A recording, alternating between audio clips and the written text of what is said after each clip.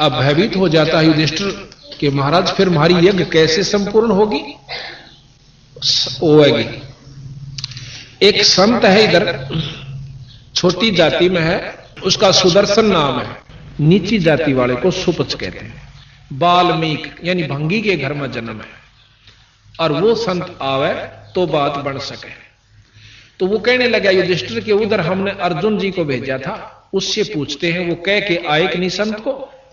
अर्जुन बुलाया, कहने लगा भाई आपने वहां कोई संत होंगे उधर, कह के नहीं आए उनको? हैं जी संत, पर वो तो अभिमानी बहुत है। की बात है? कृष्ण जी कहने लगे कि मैंने उनसे कहा था कि हमारी यज्ञ में चलिए महाराज, तो वो कहने लगे कि 100 यज्ञ का फल मुझे दे जो पहले, तब मैं थारे यज्ञ में भोजन पान चालू, क्योंकि तुमने इतने पाप कमा रखे से और उसके उपलक्ष्य में तुम ये धर्म कर रहे हो, भाई हम भोजन खाने नहीं जाए। तो आपने क्या जवाब दिया? मैंने ये जवाब दिया। भीम कहने लगे, तो भीम से कहा, तो उन्होंने बोला जी वो तो कहने लगा कि 100 यज्ञ का फल दे मैं जब चालू। मैंने कहा कि हमारी तो प्रथम यज्ञ, और देख लियो थारी इच्छा होता आ जाओ, आपने तो उल्टी आंट लगा दी। तो कृष्ण जी कहने लगे संतों को ऐसे नहीं कहा करते, और या मेरे को बताना चाहिए था अपना आकर के कि कोई संत ऐसे बोला, मैं समाधान बताऊं। वो अजीब के बना, मेरे साथ चलो। खुद भगवान कृष्ण नंगे पैरा और 500 पांडु राजा 6 के 6 चले जाते हैं, और जाकर के उसमें क्या हुआ, वो सुपच सुदर्शन कौन था थोड़ा सा विवरण दूंगा। वो सुपच जो था वो सुदर्शन बंगी जाति में, छोटी जाति में, वैसे संत तो हम तो नहीं मानते जात को, पर जो फीत लागगी वह कहनी पड़े। वाल्मीकि महर्षि भी हो गए पर भी वाल्मीकि कहना नहीं छोड़ा उसका। तो वो कबीर साहब के शिष्य थे। अब प्रश्न उठेगा कि कबीर साहब और द्वापर में करुणा में नाम से आए थे कबीर साहब, वो उनके शिष्य थे और पूर्ण ब्रह्म परमात्मा सतपुरुष के उपासक थे। अब जैसे हम जिसके उपासक हैं उतना लाभ लेते हैं, जैसे डीसी से मेल हो रहा है तो डीसी ताई का लाभ मिल रहा है हमें, मुख्यमंत्री से मेल है तो मुख्यमंत्री ताई का हम लाभ ले रहे हैं, इसमें कोई शक नहीं, लाभ जरूर ले रहे हैं। और जिसका प्रधानमंत्री तो मेल हो रहा है वो न्याराय संत, वो सिफारसी न्याराय पाओगा। तो इस प्रकार वो पूर्ण ब्रह्म परमात्मा, जैसे आपको व्याख्या करी थी, ब्रह्म से ऊपर परब्रह्म और परब्रह्म से ऊपर पूर्ण ब्रह्म, उस पूर्ण ब्रह्म के उपासक कबीर साहब और अवतार कबीर साहब थे। कबीर साहब यानी करुणा में से नाम ले रखा था सुपच सुदर्शन ने। उस दिन जिस दिन कृष्ण भगवान और 500 वो पांडव उनको बुलाने के, आमंत्रित करने के लिए जाते हैं, तो कबीर साहब ने अपनी शक्ति से उस सुपच सुदर्शन को कहीं दूर भेज दिया किसी कामवश, और वहां उसका रूप बनाकर खुद बंदी छोड़ बैठ जाते हैं। भगवान कृष्ण जाते हैं, जाके लंबी दंडौत करते हैं जैसे हम करते हैं ग्रंथ साहब के सामने और संतों को। इस प्रकार 5वां ने जब कृष्ण भगवान ने दंडौत करी तो 5वां ने उनने भी करनी पड़ी। तो उठ कर कहते हैं, सुदर्शन जी कहने लगे कि कैसे आए त्रिलोकीनाथ इस गरीब की कुटिया पर। तो भगवान कृष्ण बहुत सात्विक और सतोगुणी प्रधान है, कहने लगे महाराज आपकी महिमा ने कौन जान सकता है, अब मैं आपको आमंत्रित करने आए हैं कि हमारी यज्ञ में चलिए। तो भगवान कबीर साहब कहते हैं, सुदर्शन कहते हैं कि भगवान कृष्ण बात ऐसे है कि ये भगत जी आया था 4-5 दिन हुए जब भीम का नहीं, क्यों भीम तो नारा पछाण में आवे। अग इसको मैंने कही थी कि भी मैं यज्ञ में जब चालूंगा मैंने 100 यज्ञ का फल दे दो, कि भगवान कृष्ण तो सारी जाने थे। ने बोले महाराज आप ही की वाणी है, क्योंकि जो कबीर साहब ने शास्त्र ईब लिखे हैं ये चारों युगा में लिखाए हैं जो के तो आपकी वाणी है कि संत मिलन को चालिए तज माया अभिमान, और जो जो पग आगे धरे ओहे यज्ञ समान। अब जितने भी भक्तात्मा, चाहे करोड़पति, चाहे कोई बड़ा अफसर, चाहे कैसा भी है गरीब, जो यहां से सतभाव से सत्संग समागम में आया है, अपने अहंकार अभिमान में त्याग कर, तो उसको एक एक कदम का फल एक यज्ञ के समान है। ये संतां की वाणी है। तो इस प्रकार कहने लगे महाराज आपकी वाणी है कि साध मिलन को चालिए तज माया अभिमान और जो जो पग आगे धरे वो है यज्ञ समान। ये सतगुरु आप अपने 100 यज्ञ ले लो और बाकी मारे दे दो जोड़ी में, हमारा भी उद्धार हो जाए। इतने विनम्र भाव से भगवान कृष्ण प्रार्थना करते हैं। ये मानता का सबूत होता है, जिसमें ज्यादा शक्ति और भक्ति होगी वो नम्र ज्यादा होगा, और जिसमें कम होगी वो उखड़ सुखड़ सा बोला करे, करड़ा करड़ा रहा करे। भगवान कृष्ण जो से बहुत विनम्र और 3 लोक के सबसे श्रेष्ठ सतोगुणी प्रधान। जैसे बरबू जी ने छाती में लात मार दी थी इनके, और फिर भी उनकी टांग पकड़ के बोले ए महाराज इसे बज्जर के और फूल के सी लात लागी कदे टूट ना गई हो, आपका दर्द तो नहीं हुआ? और मारे के साथ उसकी पकड़ के टांग मनमाना मरोड़ दे और गेलम गुत्थम गुत्था खुटम खुटा नहीं, उन्होंने ऐसा नहीं किया। तो इतने विनम्र और सतोगुणी भगवान कृष्ण विष्णु जी है। तो कहने लगा मैंने इनसे कहा था कि 100 या 100। अच्छा, फिर ने बोला भी बात तेरी ठीक से। प्रसन्न हो गए भगवान कबीर साहब और ने बोला वह चाल में चालना, और अपनी सुमरनी माला थी खुट्टी पर टंगरी थी। भीम ताई ने बोले भाई भीम एक सुमरनी ठा लाइए मेरी। अब भीम वो माला तारण जा से भीम पर माला नहीं उतरती उनकी, और पसीनम पसीना हो रहा। उस भीम ने नौका हाथी भगा दिए थे, वो आज तक गोटे नहीं आ लिए, और वह उस संत की माला नहीं उतरी। जब कभी और उसके मन में भीम का यूं था कि कृष्ण जी क्या नाराजीकरण लाग रहे हैं, रिश्ते और यज्ञ पूर्ण होगी, ये भी बोले रहे भगवान कृष्ण। ये मन में विचार कर रहा क्यों उसकी टूटी सी लंगोटी, टूटे से जूते, लांडी सी लंगोटी, ढाडी बदी हुई, सावला सा रंग जैसे जंगली से होया करें, इस रूप में बंदी छड़ बैठे। तने बोला रहा भीम मेरे में तक में शक्ति ना पर सुमरनी ना उतरती भी रात्रि जान गया कि तो जाने से शर्मागत ले नाड़ कर ली, और महाराज ने उठ कर अपनी सुमरनी ठा ली, चाल पड़े। अब यज्ञ मंडल में आ जाते हैं।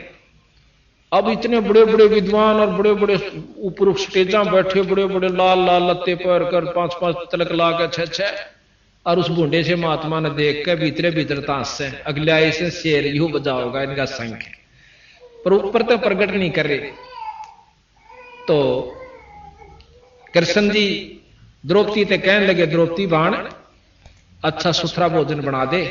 इस महापुरुष ने जय रुचि से भोजन खा लिया ना, थोड़ा शंख बाजेगा। अब मन में ये संख्या हो द्रौपदी का भी आ गई थी कि इसी विद्वानों से ऐसे ऐसे जो शब्द बैठे, अरे इन तना बाज जाइयो, मन में विक्षेप जरूर आ जाइयो, मन बहुत खतरनाक चीज है। फिर भी उसने रोटी जी ला कर बनाया भोजन, 36 प्रकार के व्यंजन तैयार किए और ला के चांदी की थाली में न्यारी न्यारी कटोरिया में और रख दिए। अब भगवान कबीर साहब ने यानी सुदर्शन जी ने के करा, क्योंकि वहां सुदर्शन को के रूप में आए थे, सुदर्शन ही का चलेगा यहां पर। अब कई प्रमाण हम आपको बताएंगे, जैसे कि संत क्या कर देते हैं अपने भगत को उभारन खातिर। तो सुदर्शन जी ने के करा, वो सारी जो किसी में खीर था, किसी में हलवा था, किसी में किशमिश और तरह कई प्रकार के पकवान बना रखे थे, 36 प्रकार के, वो सारे ज्यों के त्यों एक थाली में इकट्ठे कर लिए, थोड़े थोड़े जितने खाने थे, और उसकी खींचड़ी सी रड़ा ली, जैसे ने सारे गथोड़ में थोड़ दिए यानी रड़ा लिए। और द्रौपदी ने देखी बैठी बैठी अकमन इतने जी ला कर भोजन बनाया से, और संत खाओगा और सराओगा, उंगली चाटेगा, इसने कदे खाई भी ना होंगे इसे भोजन। और जब उसने नो देखा कि मेरी तो 2 घंटे की आंख फुड़ाई चूल्हे आ गए दुम्मे में, और इसने जो है ना यू सारा जो है खिचड़ी बना ली, इसने स्वाद का भी ना बेरा, यू कित के शंख बजावेगा, यू गलीज, यानी मन बहुत को सुता के विचार करगी 1 सेकंड में कि इसने जो ना खान का भी ना बेरा, यू कहां के संत शंख बजावेगा, इसने लाए इसे पकड़ के, ये बहुत को सुता है। मन के मते ना चालिए, मन है पक्का दूत, और ले डूबे दरिया में फिर जात छूट। एक बार कुक्रम करवा दे, लठ बजवा दे, मुकदमा करवा दे, फिर भारा हो जाने का हमारा समझौता करवा दे। तो पहले कबीर साहब ने कहा पहले समझौता कर लो ने, 2 गाल दे दे, अपना कान बोच ले, 2 मार ले, जब भी सबर कर ले तो भी बढ़िया रहोगे उन मुकदमाते हैं। और आज तक किसी की इज्जत ना रही सही ने, जो राज्य हो लिए वो भी आखिर में लठ बजा बजा कर मर कर कुत्ते की जुनी में जा ली। तो भाई द्रौपदी के मन में बहुत विक्षेप आ गया। तो क्या किया उस संत ने, सुदर्शन जिया ने 5 बार वो भोजन खाया, 5 ग्रास में वो खा गए सारे को, और 5 बार शंख ने आवाज करी। अब युधिष्ठिर बहुत प्रसन्न हुआ कि महाराज जी मौज होगी, शंख बाज गया। कृष्ण जी ने बोले ना इब्बा नहीं बजा भाई, ये तो अखंड बजेगा और स्वर्ग तो इसकी धुन जागी, इतनी प्रेम से बजेगा यो, और जब यज्ञ संपूर्ण होगी। अब युधिष्ठिर का फेर मुंह उतर गया, अकीब किसने ढूंढ कर लाएंगे। भगवान कृष्ण कहने लगे कि ना और कुछ नहीं ढूंढना, इस संत के बराबर 3 लोक में कोई शक्ति नहीं। को वर्णन कर रखा गरीबदास जी ने कि इस वाल्मीकि के वो वाल्मीकि ने जिसने गीता लिखी थी ना, ये रामायण लिखी थी, वो वाल्मीकि जो भंगी के घर में जन्म होने के नाते से उसको वाल्मीकि कहा गया। सुदर्शन भी कहा, सुपच भी कहा, सुदर्शन नाम था वैसे सुपच भी कहा। नो बोले इस वाल्मीकि के बाल सम, इस सुदर्शन के बाल सम ना ही 3 लोक, ये इतनी शक्ति का संत है। पर ना जच्चे तनो बोला द्रौपदी तेरे मन में कोई कमजोरी आई से, और नौकरी इसके 5 धोकर पी ले, जब थारी यज्ञ संपूर्ण होगी, और ना फिर मन में मत ना कहिए। अब कहते हैं गरीबदास जी महाराज कबीर साहब के द्रौपदी ने उस बूढ़े से संत की 5 धोए चरणामृत लिया, और फिर देखे जब आधा द्रौपदी ने पी लिया ना, जब कृष्ण भगवान ने बोले द्रौपदी देखे मेरे मन ने दे दे थोड़ा सा, आधा उस चरणामृत को भगवान कृष्ण ने पिया, उस सुदर्शन के चरणामृत को। यहां गरीबदास जी महाराज कहते हैं चूड़े का चरणामृत लिया वो कृष्ण चंद्र करता रहा कि उस अनंत कोट ब्रह्मांड के परमात्मा सतपुरुष के नुमाइंदे कबीर साहब के शिष्य उस चूड़े का, जिसने हम वाल्मीकि और भंगी और नीच जाति का कहते हैं, संता का नीच नहीं जात नहीं है। गरीबदास जी महाराज कहते हैं ऊंच नीच इस विध है लोई, और कर्म कुकर्म कहां में दोई। बूढ़े काम करनिया, नीच काम करनिया चाहे ब्राह्मण जाति का वो नीच है, और अच्छे काम करनिया चाहे समाज उसके क्या की फीत ला रहा है वो ऊंच है। ये बसंता के लक्ष्य बताने की विधि है। तो उस समय वो शंख जो ही चरणामृत लिया तो वो शंख अखंड बाजता है बहुत देर तक, और स्वर्ग तक उसकी झनकार सारी पृथ्वी पर घूम जाती है जब वो यज्ञ संपूर्ण होता है। तो उस भगत ने यह भी प्रश्न किया मेरे से, नकलोई गांव का है वो, कहने लगा जी ये बात मेरे समझ में नहीं आ रही थी कि वो सुपत सुदर्शन ईसा क्या होगा जिसने कृष्णता ही कोई फेल कर दिया। ऋषि इसी विद्वान बैठे थे, सारी महाभारत को फेल कर गया वो तो नायक वो था सारी उसका, जिस जो किसी से काम नहीं है उसने करके दिखाया। वो क्या चीज थी मैं सारा जा लिया था भाई, जो जिसने कृष्ण से भी सुपीरियर शक्ति थी तो वह कौन चीज थी। पर ने बोला सब टाल मटोड़ कर जाते, और मैं कहा भाई ये प्रमाणित शास्त्र है कबीर साहब का, गरीबदासियों का, जिन्होंने महाभारत जो की दो लिखती, गीता नो की नो लिख रखी इसमें, तो क्या वह ये भी झूठ लिख सकते हैं? क्या जरूरत है उन्हें इस झूठ को झूठ लिखने की, सच को झूठ लिखने की या झूठे लिखने की? फिर तो सारे शास्त्र गलत से भी, फिर तो सारी झूठ से शास्त्र में भी। अगर आप इस शास्त्र को गलत कोई मानना कि ये गलत से, तो फिर ये सारे गलत से। और नहीं, हम सारा को सत्य मानते हैं, ये भी सत्य है और ये भी सत्य है। अब जो किसी में ज्ञान है कि दिल्ली तक ये स्टेशन आवे हैं और आप भी जा रहे मैं भी जा रहे हैं यहां से दिल्ली, दोनों आगे सही मिले हैं, और हम आगे कलकत्ते ताई नहीं गए, और वही आदमी फिर बतावा कलकत्ते ताई ये स्टेशन हो रहा है, क्या वो झूठ बोलेगा? नो कह मैं जा कर रहा हूं और ये स्टेशन लागा, जब यहां तक कि हमारे सारे मिल गए तो अगले भी सत्य है, पर हम ना गए हैं, नहीं मानते, वो हमारी कमजोरी से। जब 4 वेद 6 शास्त्र 18 पुराण 11 उपनिषद महाभारत गीता रामायण वो ज्यों की तो इसमें लिखी गई, और उसके बाद बताया कि भी एक परमात्मा और सजिशन तुम भूल रहे, 3 परमात्मा 3 लोक के मालिक, इससे ऊपर ब्रह्म जिसको निरंजन वेद ब्रह्म कहते हैं, ब्रह्म से ऊपर पर ब्रह्म है। आप पार ब्रह्म की बहुत स्तुति सुनी होगी। जब दादा और परदादा 2 नाम से तो व्यक्ति भी 2 से, और परदादा उस बाप थे थोड़ा दादे थे भी बड्डा से, यानी उसका बाप से। इसी प्रकार हम ब्रह्म को अर्णों को वो पार ब्रह्म से, ये अनजान आदमी बंडा सके कि ब्रह्म और पार ब्रह्म एक चीज से।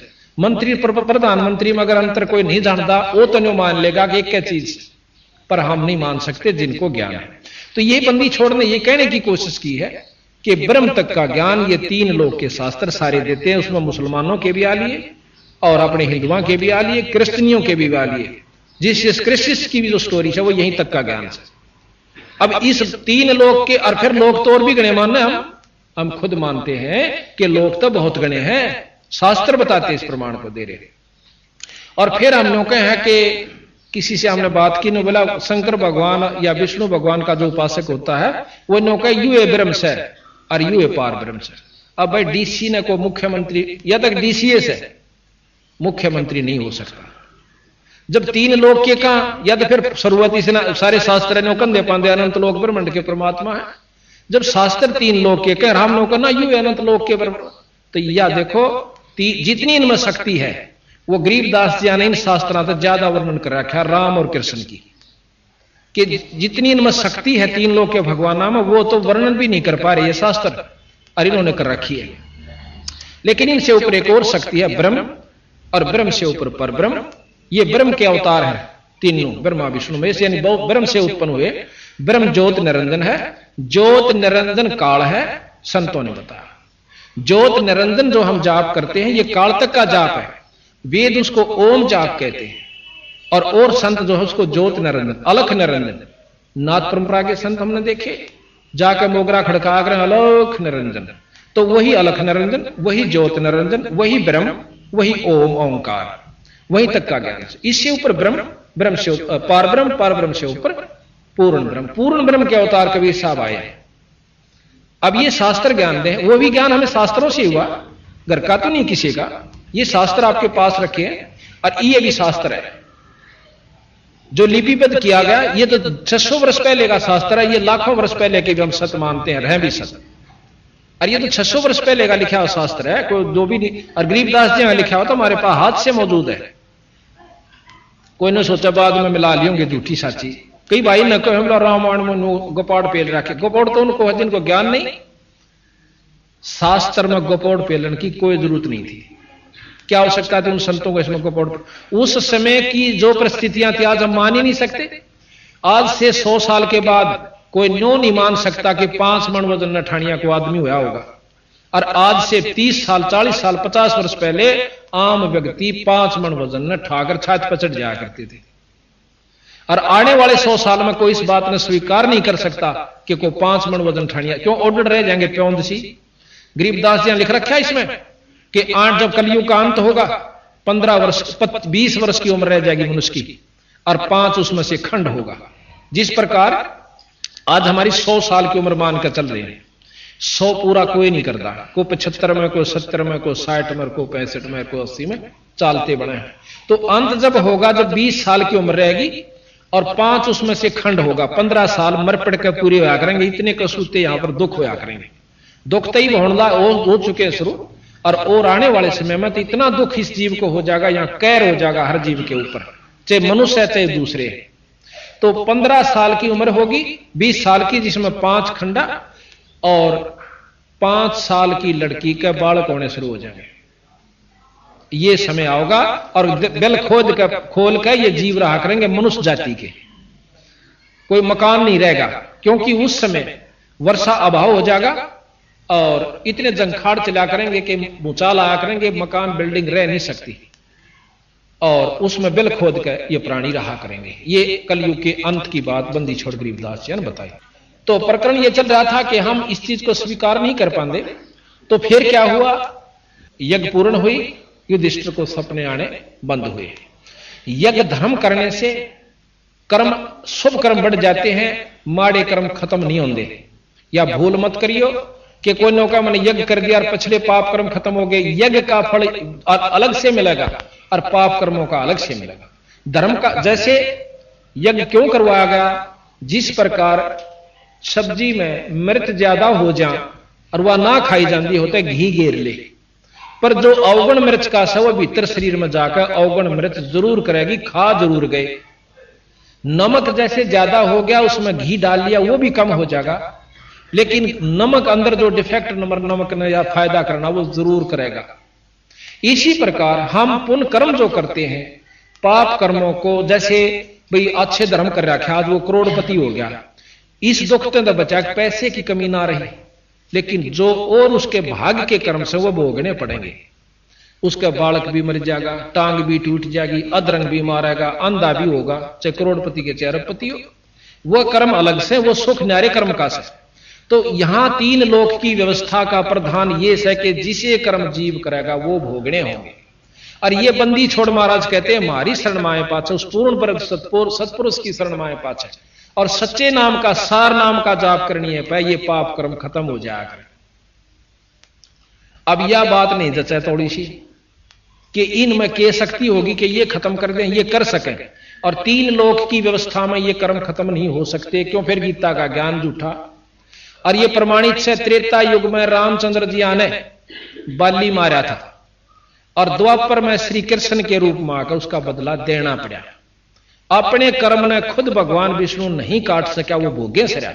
तो इनकी उपासना से आप अपने कर्म कटवाण की दबाट देखियो मत। ये कबीर साहब कहते हैं, मैं नहीं कहता ना, ये गरीबदास जी के। हाँ, इनकी उपासना सुख जरूर मिलेगा, जैसे मार्गदर्शन गीता जी में किया, वेदों में कर रखा। इसके अनुसरण अगर आप करोगे तो आप इस तीन लोक में सुखी हो सकते हो, पर जन्म मरण की बीमारी तो फिर भी नहीं बच सकते। ये कबीर साहब। आज तक हमने कथाएं पढ़ी, शास्त्र ज्ञान किया, रामायण पढ़ी, महाराज भगवान राम का ज्ञान हुआ, कोई बात नहीं। और इष्टवादी होकर के हम उसके, जैसे भगवान कृष्ण जी ने कि हम लीलाएं पढ़ते हैं, उसमें कई ऐसी लीलाएं भी हैं जो कि आम व्यक्ति उसको स्वीकार नहीं करता और अच्छा व्यक्ति नहीं मानता, लेकिन हम उसको गलत नहीं मानते। तीन लोक के जो परमात्मा होगे वो जो चाहे सो कर सके। कहते हैं गरीबदास जी के सैंस गोपी का भोग कै फेर जती कह लाया, और ऐसे त्रिभुवन राय हैं एक जाके पाप लगानी, ऐसा त्रिभुवन राय। कृष्ण भगवान 16,000 गोपिकाएं के साथ भोग विलास किया। अब कई भाई कहे ऐसे कि जब वो इतने खोटे कर्म करा करता क्या कहा भगवान। अब इस बात में हम नहीं पढ़ते, वो भगवान तो वो था ही, तीन लोग के उपासक थे परमात्मा, और लीलाएं ये सारी सत असत माननिया अपनी कमजोरी में से। अब हमने उस ज्ञान को मिलाना है कि कहां तक कौन सा ज्ञान हमें श्रेष्ठ और कहां ले जाएगा। अब क्या हुआ कि बाली जोश है त्रेता युग में मारा रामचंद्र जी ने, विष्णु अवतार जी ने, और फिर द्वापर में बालिया झिमर ने भगवान कृष्ण के पांव में भाल मारा तीर, और भगवान कृष्ण अपने शरीर को छोड़कर और लोक में जाने लग गया। जब वो स्वर्ग में जाने लगा उस समय उसने अपने 5 प्रिय भक्तों को, पांडवों को बुलाया। सबने कहा कि महाराज ये क्या हो गया, जुल्म हो गया, किसने मार दिया, ला उसको अभी खत्म कर देते हैं। कृष्ण जी ने बोले ना, जो हो गया यूं तो होना था भाई। उन्होंने, और वो वहीं बैठा बालिया झिमर, हाथ जोड़े, महाराज मेरे से गलती होगी, मेरे से, मैंने तो कोई पशु समझा था। भगवान कृष्ण के पांव में एक पद्म का निशान था जिसमें बहुत चमक होती है, और मैंने वो पांव पे पांव रख के ऐसे महाराज लेटे हुए थे किसी वृक्ष के नीचे, और उसके जो फुंगड़ों में कह, झुरमटों में कह, उसने सोचा कोई मृग बैठा है इतनी मोटी आंख वाला, और उस आंख समझ के उनके पांव में तीर मार दिया। तो कहे महाराज मेरे से गलती हो गई, क्षमा कर दे, मैं पापी जी हूं, मैंने नहीं पता था भगवान है। नो बोला ना भाई गलती नहीं हुआ करती। भगवान कृष्ण ने उसे बताया कि ना भाई तेरा मेरा पिछला हिसाब किताब था, मैं रामचंद्र था और मैंने आप अपने स्वार्थ वश लाओ परमार्थ वश लाओ कुछ भी बात बनाकर मैंने आपका वध किया था। आपने पूछा था कि मेरा बदला कब दोगे, क्योंकि तीन लोक के अंदर अदला बदला जरूर है। तो मैंने कहा था कि भाई त्रेता युग में, द्वापर युग में दूंगा। तो मैं अपना आज बदला दे चुका हूं और कोई तेरी गलती नहीं। अब युधिष्ठिर भी वहां सुन रहे थे और अर्जुन भी वहीं खड़ा था, सारे खड़े थे। फिर वो बालिया झिमर चला जाता है, बालिया झिमर चला जाता है। फिर कृष्ण भगवान कहने लगे अभी पांचों मेरी बात ध्यान से सुनो। पांचों पांडवों से कहने लगे क्या अर्ज है महाराज कि तुम पांचों भाई हिमालय में जाकर तप करो, पांचों जने जाकर हिमालय में तप करो और अपने शरीर को वहां खत्म कर दो, गाड़ दो, गड़ा दो। अब अर्जुन प्रश्न करता, युधिष्ठिर नहीं बोलता। न बोले महाराज के कारण हो गया, हम अपने शरीर को हिमालय में क्यों गड़ाएं, के कारण से? तो वहां कहते हैं भाई सत्संग में बात नहीं करें, कोई ध्यान से सुनो, जितनी देर सुनो, और आप नहीं अच्छी लगती तो आराम करो जाकर के, या नहीं बोलना किसी ने। तो युधिष्ठिर जी कहने लगे, अर्जुन प्रश्न करता कि महाराज हम हिमालय में क्यों गड़े जाकर, हमें कोई कारण बताओ कि आपने जो महाभारत में पाप कर्म किए हैं वो आपके समाप्त नहीं हुए, अपने शरीर को कष्ट दे करके वहां गाड़ दीजिए और आपके ये पाप कर्म कम हो जाए। अब वहां कबीर साहब कहते हैं कि अर्जुन ने हाथ जोड़कर कहा कि भगवान, आपने गीता में सबसे पहला यही कहा था कि आपके ऊपर कोई का पाप कर्म लागू नहीं होंगे, और ये हमने फिर आप यज्ञ करी, उस समय भी आपने कहा था यज्ञ कर दो आपके पाप कर्म खत्म हो जाएंगे, 2 बार यज्ञ करी, और तीसरी बार आप फिर कहते हो कि वहां पाप कर्म गड़ जाओ सारे और तब करो आप खत्म हो जाएंगे। कहते भगवान आपकी लीला हमें समझ में नहीं आई। अब कोई बात नहीं, समझ में ना आई आप ये काम करो। अब ज्यादा बोलने की हिम्मत नहीं होती क्योंकि बहुत विद्वान थे, भगवान अपने 100 लोग को चला जाते हैं। अब कबीर साहब कहते हैं यहां तक के तो ज्ञान शास्त्र देते हैं, अब आगे का मैं बताऊं। 5 पांडव हिमालय में गड़ जाते हैं, युधिष्ठिर जो है केवल उनका पंजा गड़ता है, वो शरीर अपने पिता के पास चले जाते हैं। ये 5 कौन थे? युधिष्ठिर धर्मराय का लड़का था, जो लेखा जोखा करता धर्मराज, उसका पुत्र था। यहां नाटक करने के लिए आए थे। जिस प्रकार एक फिल्म के अंदर करोड़पति का लड़का एक रिक्शा चलाता है और रिक्शा में वो सही रोल कर रहा है, कति रिक्शा पुलर का और गरीबी का, और भाई जिस ढंग से वो रहता है एक भिखारी का कर रहा है, वो सही रोल कर रहा है। वो ना तो भिखारी है उस पिक्चर में, पर पिक्चर देखने आ रहा, वो बिल्कुल सत्य लग रहा है, आनंदित भी हो रहे हैं, दुखी भी हो रहे हैं उसके दुखों में। तो ये इसी प्रकार वहां से ये 5 महाशक्तियां आई थी अर्जुन जी के साथ, कृष्ण जी के साथ। युधिष्ठिर धर्मराज का लड़का और भीम पवन देव का लड़का और अर्जुन इंद्र जी का लड़का, और ये जो 2 थे नकुल और सहदेव, ये अश्वनी देव के लड़के थे। ये चारों के चारों तो नरक में डाल दिए, कबीर साहब बताते हैं, युधिष्ठिर को छोड़ के। युधिष्ठिर अपने पिता के लोक में चला जाता है, धर्मराज के लोक में। अब वहां जाके कहता है कि मेरे भाई कहां है, क्योंकि ये ममता जोसेफ बहुत देर तक, अब एक सफर में भी हम काफी देर रह ला, एक स्कूल में जो 2 साल 4 साल 10 साल इकट्ठे पढ़ ले, जब वो न्यारे चले जाते हैं तो कभी ममता जरूर उमड़ेगी कि एक बार फेट काम, जिनका अच्छा सुख रहा हो, मिल के आओ। तो इसी प्रकार भगवान युधिष्ठिर जी कहने लगे कि अपने पिताजी से कि वो मेरे भाई कहां हैं। युधिष्ठिर जी के पिता यानी धर्मराज कहने लगे कि कोई किसी का भाई नहीं था, वहां तो एक खेल, अपना खेल का ऐसो तुम, और वहां कोई किसी का भाई नहीं, तू तो मेरा पुत्र है और ये तेरा लोक है, ये तेरा राज, यहां रह। उसमें इतनी ममता होगी कि ने बोला मैं उनके दर्शन जरूर करूंगा, जो मेरे साथ 100 साल रहे, कितने दिन रहे, और मेरे रह नहीं सकता, मैं पागल होने जा रहा हूं। तो धर्मराज ने बताना पड़ा कि वे चारों नरक में पड़े हुए। कहने लगा नरक में क्यों गए? कि उन्होंने एक महाभारत किया था, युद्ध किया था, उसका पाप कर्म वो भोग रहे। अब युधिष्ठिर जी कहने लगे उनका कोई समाधान हो सकता है? हो सकता है। आप अपने पुण्य उनको दो, वो कुछ समय के लिए उन पुण्यों को भोगने के लिए बाहर आ सकते हैं, पर कर्म फिर भी भोगने पड़ेंगे, पाप भी। आप अपने पुण्य दे सकते हो और उनको बाहर निकलवा सकते हो कुछ समय के लिए, जितना वो पुण्य दोगे, उनके बाद फिर उन्होंने वो कर्म फिर भोगने पड़ेंगे। न बोला जी एक बार कटवा दो, न बोला जा भाई तेरे पुण्य जाएंगे इसमें, अग जान दो, कि ममता बहुत बुरी चीज होती है।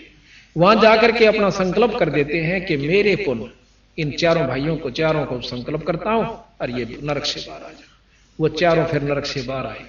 जब बाहर आ लिए, जब उनके पांव पकड़कर रोए हैं युधिष्ठिर जी, मैं ठीक नाट गया था उस महाभारत में, युधिष्ठिर लड़नते, परंतु मेरी एक नहीं बसाई। ये कबीर साहब कहे, मैं अपनी तरफ से नहीं कहता, गरीबदास जी शास्त्र प्रमाण देता।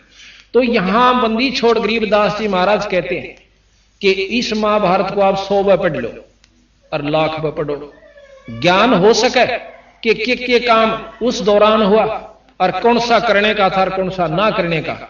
आज गीता जी की कसम खा के और कोर्ट में कई सालों तक और हाथ दिया जाता है कि मैं गीता जी की कसम खाता हूं। क्यों? हमारा श्रेष्ठतम, हिंदुओं का श्रेष्ठतम यह ग्रंथ है, और जो गीता जी की कसम खा ले वो नरक में जा सकता। अब दोनों तरफ से गीता जी पर हाथ धरे जाते हैं। जो जुल्मी है वो भी धरे, मुर्जम भी, और जो दूसरा भी धरे, गवाह भी धरे। जो कहूंगा साच के सिवा कुछ नहीं कहूंगा। और फिर जो फैसला हो से वो फिर एक तज उठा होएगा जब दोनों कसम खावे। तो भाव ये से कहने का हमारा कि यहां जो सबसे श्रेष्ठ ज्ञान गीता जी का, अब इसको लीजिए। गीता जी के ज्ञान तक अंतःकरण साफ हो सके। संतों के सत्संग सुनने से अंतःकरण साफ होगा, पर कर्म जन्म मरण फिर भी नहीं मिटेगा। बा दिया, समार दिया, खूब का उस अच्छी तरह तैयार कर दिया, पर बीज ना बोया। अब बीज के ऊपर रोला होगा आवेगा सारी बात। अब कोई कहे कि हम बीज बोते हैं, राम जपते हैं, कोई कहे कृष्ण जपते हैं, कोई कहे अल्लाह जपते हैं, हम खुदा जपते हैं, कोई ज्योत निरंजन जपते हैं, कोई ओम जपते हैं। अब ये बीज है, ये नाम अब बीज है। अब जिस नाम का जाप जिस ढंग से करोगे उसका लाभ आपको वहीं तक का मिलेगा। राम और विष्णु भगवान का लाभ लेने के लिए राम और कृष्ण का जाप बंदी छोड़ना नहीं बताया। ये आदरण की दृष्टि से आदरणीय ये नाम है, पर मुक्ति के नाम राम और कृष्ण या ये नहीं है।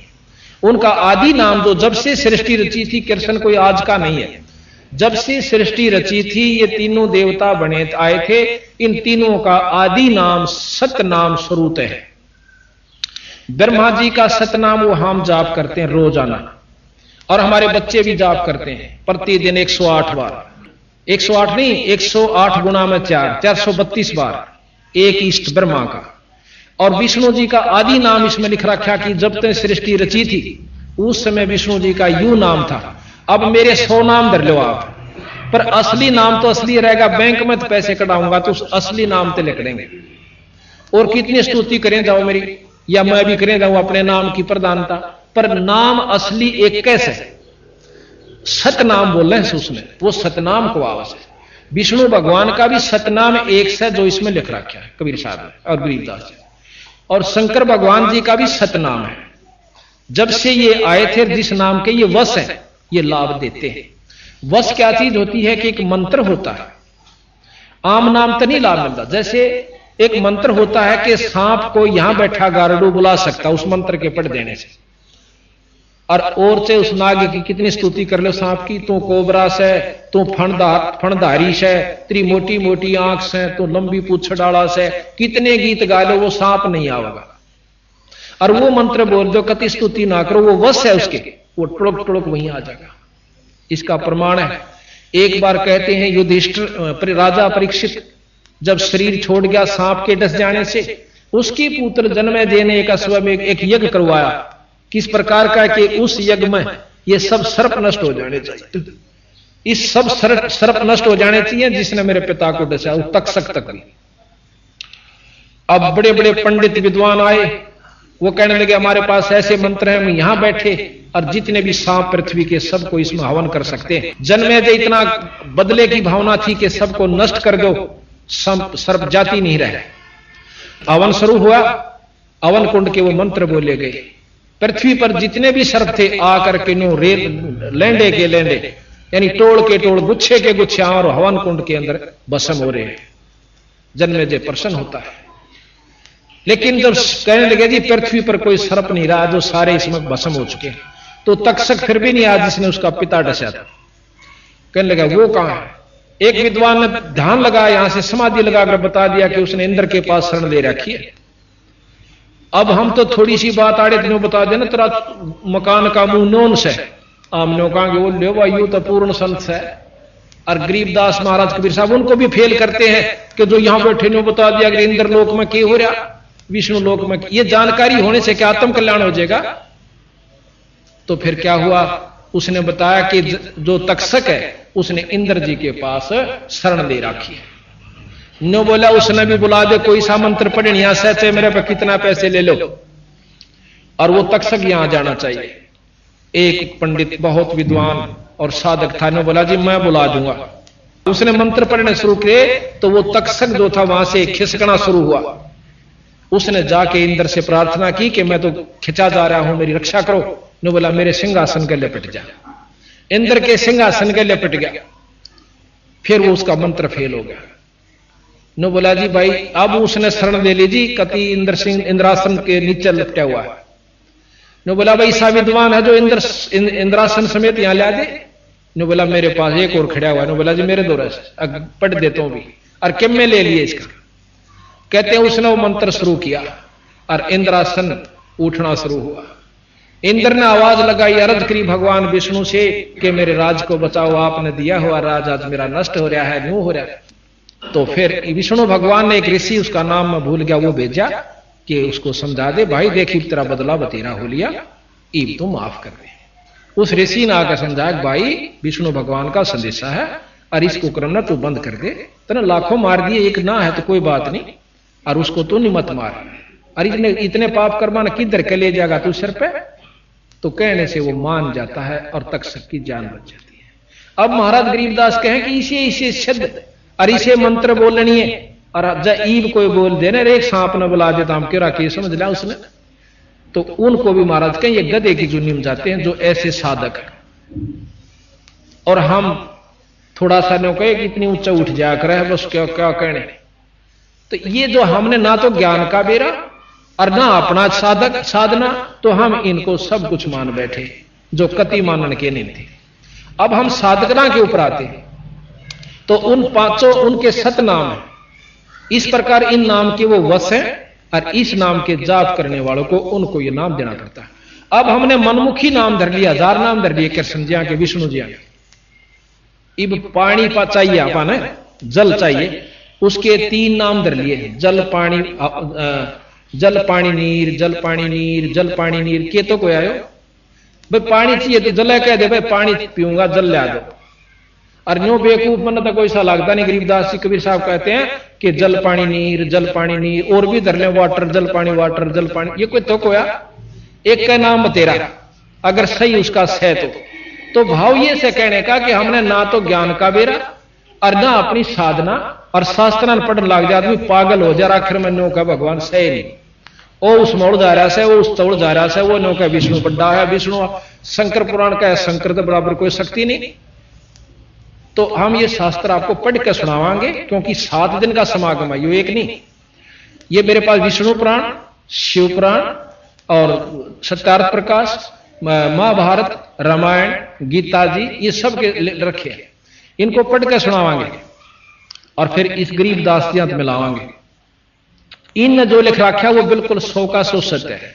जब ये सत्य हो सके तो जो इन और बता रखी ऊपर की वह कौन सी गलत हो जाएंगे कि साधना एक और करनी है जो आप नहीं करते। बोल सतगुरुदेव की। अभी आपने सुना कि जिस प्रकार तो उस भगत जी ने मेरे से प्रश्न किया था कि मैं इस बात को नहीं जान पाया आज तक कि सारी महाभारत को फेल करने वाले वो सुपत जी कहां से आ गए। जब उसको ये जानकारी हुई, क्योंकि गरीबदास जी महाराज कहते हैं अनंत कोट ब्रह्मा हुए, अनंत करोड़ हुए ईश, और साहेब तेरी बंदगी से यो जीव हो जा जगदीश। तो उसको बताया कि भाई परमात्मा कबीर साहब के अंदर वो शक्ति है कि उनके सतनाम को जाप करने से ये जीव भी पी बन जाता है। जो 3 लोक के परमात्माओं में शक्ति होती है वो सतगुरु के उपासक हंस में हो सकती है। अब हम आपको ये बताने की कोशिश करेंगे कि कबीर साहब में क्या शक्ति थी। जिस प्रकार हमने भगवान राम और कृष्ण जी को ईश्वर संज्ञा में ले रखा है, उनकी लीलाओं को सुनकर, उनकी महिमाओं का जानकारी हो जाने से, उनने के काम करे, क्या क्या किया, कि गीता जी के ग्रंथ का उन्होंने हमें ज्ञान दिया, उसको हमने बहुत श्रेष्ठ ज्ञान मानकर भी उनको ईश्वर संज्ञा में लिया। दूसरा यह है कि उन्होंने अपने पिताजी को कैद से छुड़वाने के लिए कंस का वध किया और जैसे पूतना को दूधी का जहर लगा कर मारने के लिए पूतना गई थी, भगवान कृष्ण ने उसको खत्म कर दिया और मरे नहीं। और भी बहुत से कितने राक्षस गए थे, उनके काबू में भगवान कृष्ण नहीं आए। इन शक्तियों की जानकारी हो जाने से, लीलाओं के ज्ञान से हमने उनको ईश्वरीय संज्ञा में ले लिया और इसमें कोई शक नहीं। इसी का प्रमाण बंदी छोड़ कबीर साहब तथा गरीबदास जी बतावे हैं कि ये तीन लोक के परमात्मा थे। अब हम आपको कबीर साहब की लीला बताएंगे। गरीबदास जियों ने जो भी वो देखा था अपनी आंखों से, यानी सुरत की आंखों से, अंतःकरण की आंखों से, बाहर की आंखों से काम नहीं चलता। बहुत से पथ भ्रष्ट समझो, मार्ग से भ्रष्ट हो चुके हैं जो भक्तजन, वो केवल आंखों से ही नो कहें इन आंखों से दर्शन करवा देता हूं भगवान का। तो इसका मतलब है कि जो अंधे हैं वो तो इन आंखों का दर्शन कर ही नहीं सकते, वो तो परमात्मा। सूरदास जी तो ईश्वर के दर्शन कर ही नहीं सके था। वो आंखें और हैं जिनसे ईश्वर के दर्शन होते हैं, परमात्मा के दर्शन हो सकते हैं। तो उन आंखों से कबीर साहब ने गरीबदास जियों को वो ऊपर के मंडल दिखाए और जो उन्होंने देखा वही यहां पर लिख दिया। महाराज कहते देखती कहत हूं, अनदेखी कहत नहीं। ये जो भी मैंने लिख रखा अपनी आप देखी हुई कही से, इसमें झूठ रती भरनी है। तो अब हम आपको कबीर साहब के बारे में जानकारी देंगे कि उनमें क्या शक्ति थी। हमारे पास कबीर साहब के बारे में आपको जानकारी देंगे कि कबीर साहब अनंत कोट ब्रह्मांड के परमात्मा है। अनंत करोड़, जिसको पूर्ण ब्रह्म कहते हैं। कबीर साहब इस कलयुग के अंदर वैसे तो बहुत बार प्रकट हुए, बहुत बार, परंतु लंबे समय में जो प्रकट होकर रहे वो कबीर नाम से और काशी जी में प्रकट हुए। विक्रमी संवत 1455, विक्रमी संवत 1455 में जेठ उतरते की पूर्णवासी पूर्णमासी के दिन बंदी छोड़ कबीर साहब काशी से लगभग 2.5-3-4 किलोमीटर की दूरी पर एक लहर तारा तालाब है, उसके अंदर अपने सब इच्छा से अपने सतलोक से आकर और एक कमल के फूल के ऊपर प्रकट हुए। पूर्णमासी को जेठ उतरते की पूर्णमासी विक्रमी संवत 1455 सन 1398 ब्रह्म मुहूर्त में सुबह सुबह बंदी छोड़ कबीर साहब लहर तारा तालाब में कमल के फूल के ऊपर प्रकट हुए। और नीरू नीमा नाम के दो पति पत्नी थे। नीरू नीमा नाम के दो दंपति थे, पति पत्नी थे। वो पहले ब्राह्मण थे जाति से। ये आप सामने देख रहे हो, ये बंदी छोड़ कबीर साहब है। और यहां एक ऋषि आपको बैठा नजर आ रहा है, इसके बारे में बताएंगे। और ये ऊपर से आकाश से प्रकाश आया, इस सारे लहर तालाब को एकदम इन्होंने जगमग कर दिया, सारी रोशनी इसमें होगी। और बंदी छोड़ महाराज एक बच्चे के रूप धारण करके इस कमल के फूल के ऊपर अपना विश्राम करते हैं। नीरू नीमा ये दो हिंदू यानी पंडित थे जाति के। इनका नाम था गौरी शंकर और सरस्वती। गौरी शंकर नीरू का नाम था और नीमा का नाम था सरस्वती। ब्राह्मण थे, लेकिन उस समय हिंदुस्तान के अंदर मुसलमानों का प्रभाव ज्यादा था। राजा मुसलमान थे और हिंदुओं से मुसलमान बनाया जाता था। मुसलमानों ने, क्योंकि ये विद्वान थे, शंकर जी के ज्यादा उपासक थे। शंकर भगवान की जो शंकर पुराण है, शिव पुराण का ज्यादा अध्ययन किया करते थे तथा सुनाया करते थे। लेकिन मुसलमानों ने यह सहाया नहीं उनके इतने अच्छे ज्ञान को, जबरदस्ती मुसलमान बना दिया। और जो इनके वंशज थे पंडित जी, उन्होंने इनका सहयोग नहीं दिया, बल्कि ये मान करके तुम्हारे को तो मुसलमान बना दिया, आप हमारी जात में नहीं आ सकते।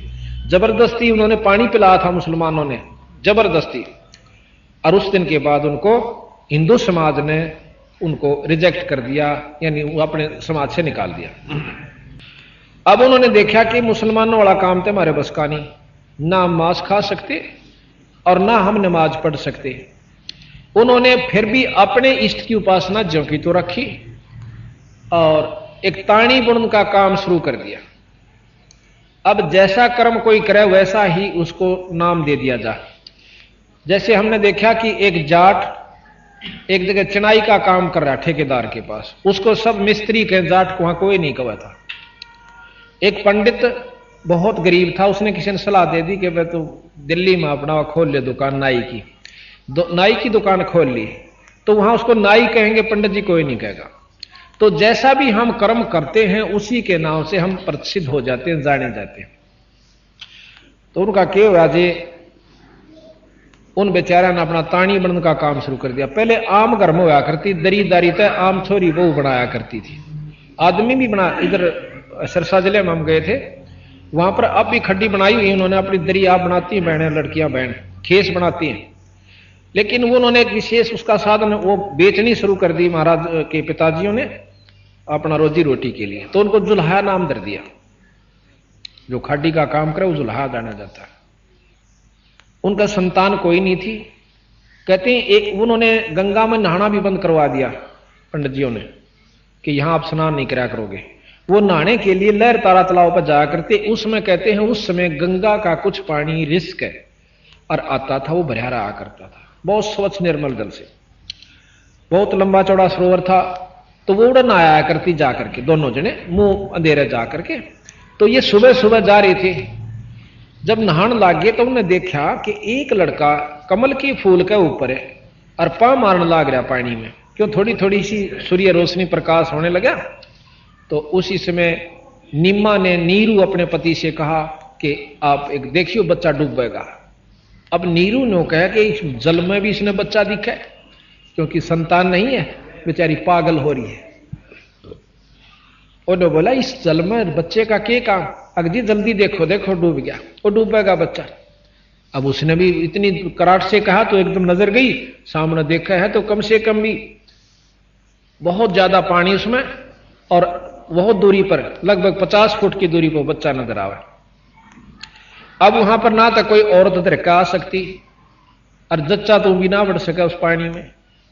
तो भाव ये सब लोग वैसे मनमुखी बना रखा। कई भाई कहें से कि वो तो एक विधवा ब्राह्मणी का हुआ था, श्रम की मारी की तज गेर गई थी, एक टोकने में पाया था, नो पाया था। ये सब बनावटी बात से कति नरी झूठ है।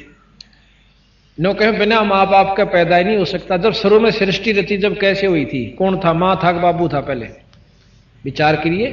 वो परमात्मा बना भी सकता है और आप भी आ सके, इसमें कोई आंट मानन की हो सकता नहीं। और जिस परमात्मा पर पाबंदी होगी नो नहीं कर सकता तो भगवान नहीं है, ईश्वर संज्ञा में नहीं है, वो जो चाहे सो कर सके। तो जी वो भाग के अंदर गया और समेत फूल उस बच्चे को ले आता है। आज कबीर साहब एक कमल के फूल के ऊपर है और लहर तारा तालाब के अंदर आए। वहां पर नीरू जो है, नीरू भाग करके अंदर से उस कमल के फूल में थे और सजा फूल उठा लाता है और नीमा को दे देते हैं। ये साथ में नीरू खड़ा है और ये इधर महाराज कबीर साहब को लिए नीमा खड़ी है सरस्वती जी, जो कि जिनका पहला नाम सरस्वती जी था। तो अब उसने निकाल तो लिया बच्चे को, फिर उसके याद आई अक्तन तो चाड़ा कर दिया। पहले तो हमारे को हिंदू से मुसलमान बना दिया और अब हम इस लड़के ने ले जाएंगे तो हो सकता है वो लोग हमें ताने देकर बुरी अच्छी कह करके और किसी राजा को सिकला करके कहीं से हमें देश निकाला ना दे दें। तो क्या करें? उसने नो कहा अपनी पत्नी नीमा से कि इस लड़के ने यहीं डाल दे, हम नहीं ले जाएंगे। अब औरत की आत्मा बहुत नरम हो है, ने बोली जी मेरे प्रति बालक नहीं गिरा जा सकता, ये बच्चा मेरे से नहीं पढ़ सकता। क्योंकि मां ने बेरा होश है कि नवजात शिशु और इसके मां नहीं बाप नहीं, कितनी बुरी हालत में ये तड़फेगा मरेगा। ने बोली जी देख मैं तो इसने छोड़ नहीं सकती। तो ये छो में आ गया आखिर में नीरू जी कि मैं तेरा थप्पड़ मारूंगा और इसने गेर यहीं पे, या फिर रोन लागी, बैठ कर बोली कुछ नहीं।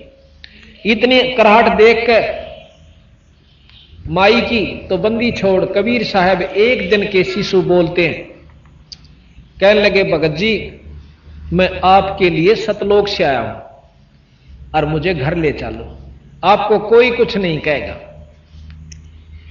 और इतनी आवाज कबीर साहब के मुंह तक सुनकर उस नीरू की पिंडी कांपन लागी, घबरा गया कि ये पता नहीं क्या देव है या कोई गण है या कोई भूत प्रेत ना हो। और घबरा करने बोला भाई तो ले चाल बेशक मैं कुछ नहीं कंदा आपसे। उस बच्चे को लेकर घर ना आ जाते हैं।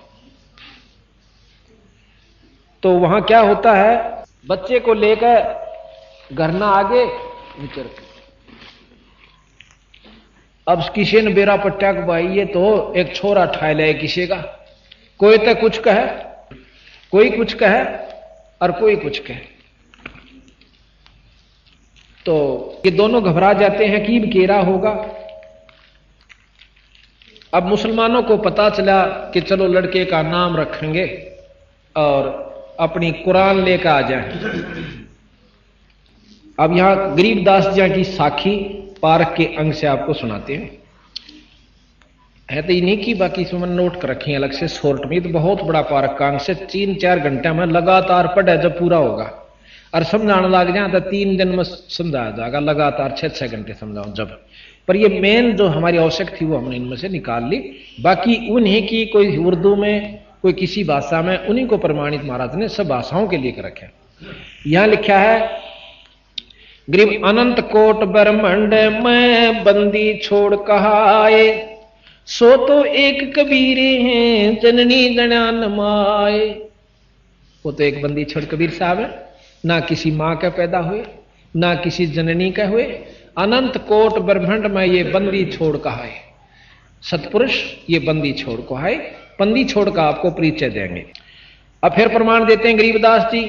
गरीब शब्द स्वरूपी सायब धनी शब्द सिंध सब माही, बाहर भीतर रम रहा जहां तहां सब ठाही।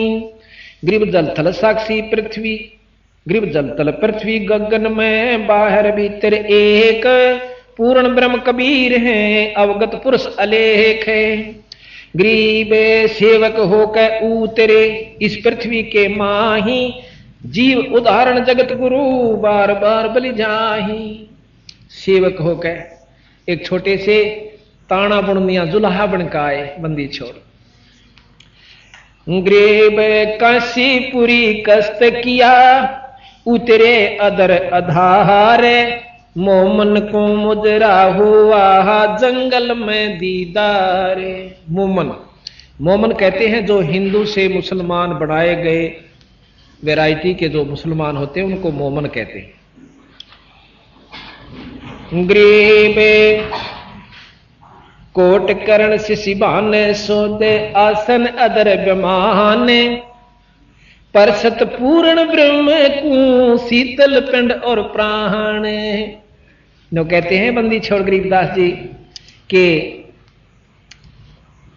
काशीपुरी कष्ट हुआ, काशीपुरी कष्ट किया, उतरे अदर आधार और परसत पूर्ण मोमन को मुजरा हुआ फिर जंगल में दीदार।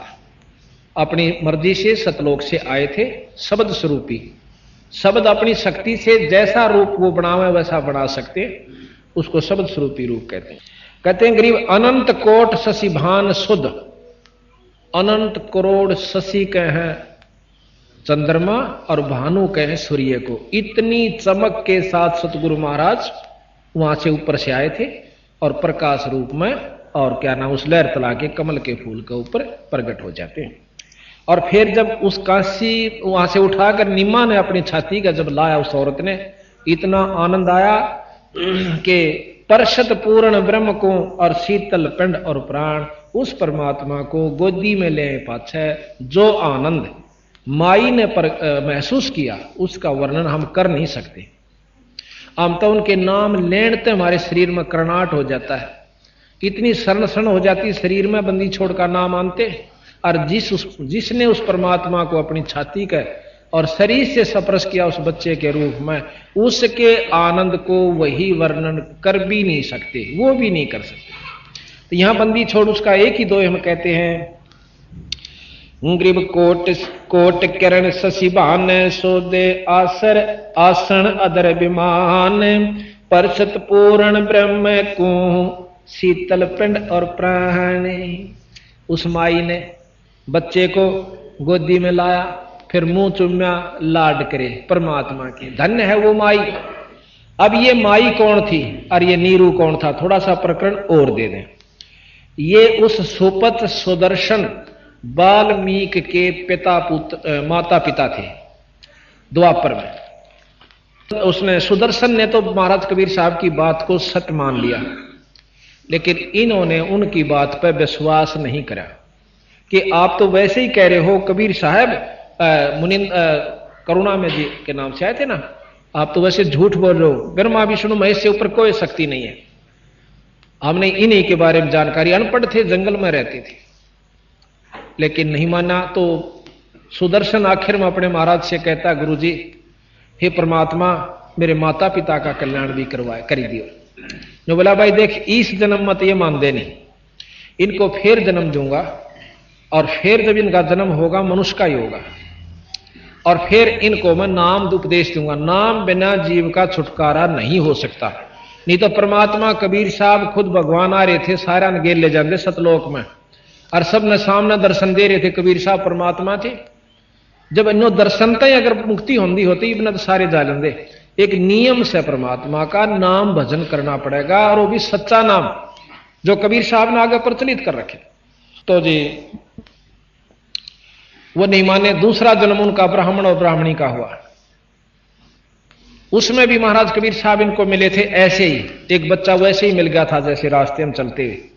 तो कबीर साहब जब 5 साल के 4 साल के हुए तो इनको कहने लगे कि आप मेरी बात का यकीन करो, मैं आपको नाम दूंगा और आपका गुरु बनूंगा, आप नाम लो और पार हो जाओगे।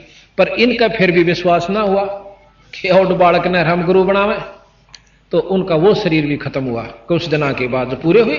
उसके बावजूद फिर ये ब्राह्मण और ब्राह्मणी फिर बने। जब कबीर साहब ने तो ये मानना नहीं हो क्यों, फिर ब्राह्मण ब्राह्मणी का घमंड उच्च जाति का ऐसा काम बना कि मुसलमानों ने उनको पहले ही ऐसा कर दिया कि उसमें अभिमान नहीं छोड़ा, और औलाद नहीं थी। फिर इनको लहर तालाब प्रकट हुई।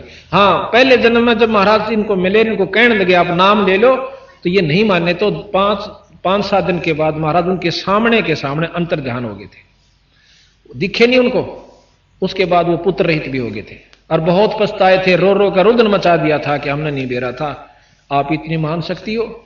फिर महाराज ने अगले जन्म में फिर मिले एक बच्चे के रूप में, जैसे अभी वर्णन किया। तो उनको महाराज कहें, जो जन हमारी शरण है ताका हूं मैं दास, और गेल गेल लाग्या रहूं जब लग धरनी आकाश। फिर कहते हैं भक्ति बीज जो होवे हंसा, तारू तास के कोत्तर वंशा। एक भी कुणबे में अगर सच्ची भाव कबीर साहब को मानता है, नाम ले रखा पूरे गुरु तक, तो उन्होंने उसके 101 पीढ़ी न पार करूंगा। ये प्रमाण दिया सतगुरु ने कि उसके मां बाप को भी महाराज पार करके ले गए और इस रूप में आकर ले गए। तो यहां ग्रीब काशीपुरी कष्ट किया, गृह बे गोद लिया मुंह चूम कर, कोट हेम रूप झलकंते, जगर मगर काया कर दमक पदम अनंते। हेम रूप जैसे हेम कहे बर्फ न, और स्नो व्हाइट का आकर बहुत कति बर्फ के साथ सफेद, इतना बंदी छोड़ का चमकीला शरीर था। कहते हैं गरीबदास जी महाराज,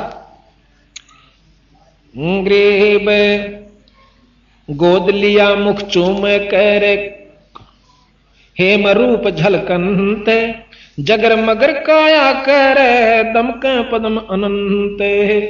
गरीब काशी उमटी गुल भया, मोमन का घर घेरे, कोई कह ब्रह्मा विष्णु है, कोई कह इंद्र कुबेर। जब बंदी छोड़ के इसे सुंदर शरीर में छोटे से बच्चे के देखा, को तनो कहे तो ब्रह्मा के शादी कैसे इतना तेज हो मैं बच्चा, कोई विष्णु, कोई इंद्र, कोई कुबेर, और कोई कहे तो कोई देवता से। गृह में कोई कहे ये वरुण है, कोई कहे वरुण धर्मराय है, कोई कहते है ईश, 16 कला सुभान गति, कोई कहे जगदीश।